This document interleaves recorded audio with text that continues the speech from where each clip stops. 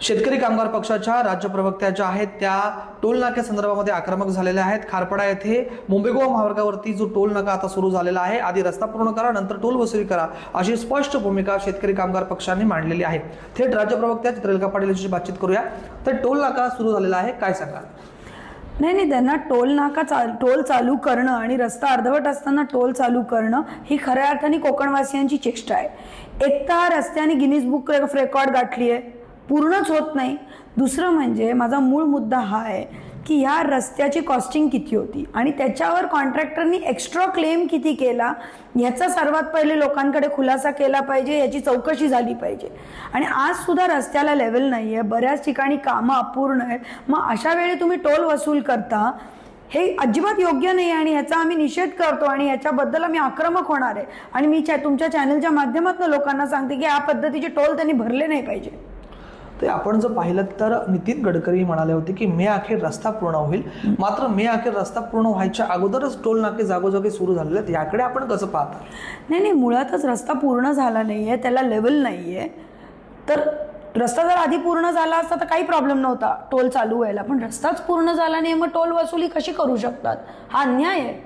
ते काही ठिकाणी जर आपण बघितलं तर हा मुंबई गोवा महामार्गाला काही ठिकाणी खड्डे पडले, मग तेच माझं त्या ठिकाणी दुरुस्ती देखील आता त्यांच्याकडनं सुरू आहे। मात्र रस्ता अपुरा, रस्त्यामध्ये खड्डे, काही ठिकाणी त्यांनी लाईट लावलेल्या आहेत ब्रिजवरती, त्या लाईट देखील चालू नाही आहेत आणि त्या पद्धतीमध्ये आता टोल वसुली नाही। म्हणूनच माझं म्हणणं आहे पहिले मूळ मुद्द्याकडे जाऊ, या रस्त्याचं एस्टिमेट किती होतं आणि मग नंतर कॉन्ट्रॅक्टरनी एक्स्ट्रा क्लेम्स किती मागितले याचं त्या ठिकाणी चौकशी केली पाहिजे आणि खुलासा दिला पाहिजे। ते टोल सुरू होताना प्रशासकीय मान्यता देखील लागते, मग सरकार कुठेतरी नागरिकांची चेष्टा करत आहे असं दिसतंय का? 100% आम्ही कोकणवासियांना फसवलंय असं या ठिकाणी वाटतं।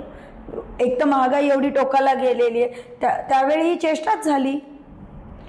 सत्ताधारी काही आमदार असतील किंवा राजकीय सत्ताधारी नेते असतील, हे मात्र याबाबत काही बोलताना दिसत नाहीयेत। एक आपण शेतकरी कामगार पक्षाच्या नेत्या म्हणून काय सांगाल? हीच तर दुःख आहे की इतर आमदार सोडा, पण कोकणातल्या आमदारांनी तर ह्याच्याबद्दल आक्रमकपणे बोललं पाहिजे।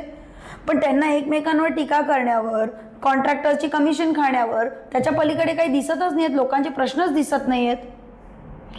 ते आपण जर बघितलं तर आंबा बागायतदारांच्या आंदोलनाच्या वेळे देखील थोडी कुठेतरी सरकारकडनं दुर्लक्षितपणा झालेला आहे।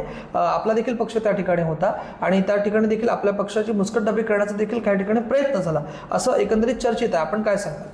नाही, त्या दिवशी आंदोलक एकत्र येणार होते आणि तो प्रश्न होता आंबा बागायतदारांचा। आता आपण म्हणतो फळांचा राजा आंबा, पण त्या आंब्याचा अपमानच केला ना। सगळीकडे आम्ही मोर्चाला निघालो काय आणि आम्हा सगळ्या मंडळींना वेगवेगळ्या पोलीस स्टेशनमध्ये डिटेन केलं।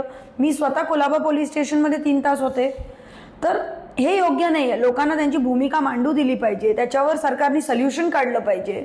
तर असं डिटेन करणं, मोर्चा होऊ न देणं हे किती योग्य आहे मला सांगा? एकंदरीत प्रशासन कुठेतरी दडपशाही करते असं वाटतं? निश्चितपणे आवाजाची कुठेतरी दडपशाही होतीये आणि ती झाली नाही पाहिजे। त्याच्यामुळे आता आम्हाला अजून आक्रमक भूमिका घेऊन जनतेचा आवाज बनून त्यांच्या पाठीशी उभं राहायला लागेल। लोकशाहीचे कुठेतरी पायमल्ली होताना चित्र पाहायला मिळतंय।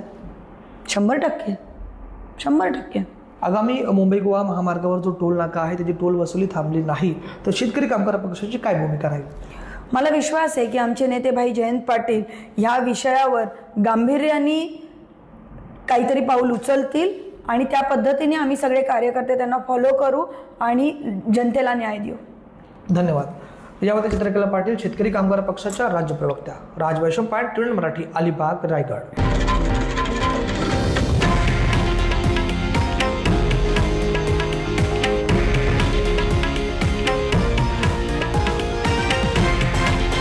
हे आहे देशातील नंबर 1 न्यूज नेटवर्क आणि आपण पाहत आहात TV9 मराठी, एकमेव।